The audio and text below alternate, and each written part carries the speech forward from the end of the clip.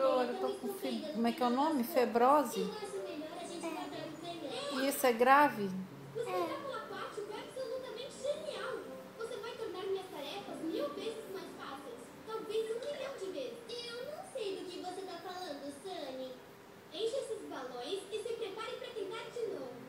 Essa sou eu com febrose?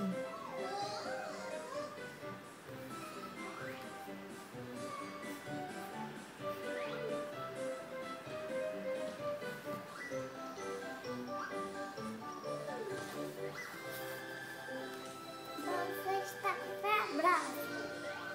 Ah, essa aqui sou eu com febrose. E como é que trata? Vai ter que ficar de cama dormindo. De noite até de dia. De noite até de dia? Nossa, então realmente é muito grave. E tem algum remédio para eu tomar?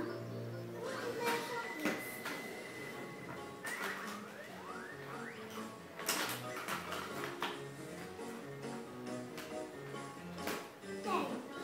É esse. Tá bom. Ah. Ah, tomei. Se você tomar esse remédio, você vai ficar de cama e de chupeta. De chupeta? Desculpa, Tá bom. mas esse remédio precisa. Tudo bem. Todo dia. Tudo bem, doutora. Deixa eu pegar um lencinho pra limpar. Ah, tava suja? Pra limpar rápido. Tá bom.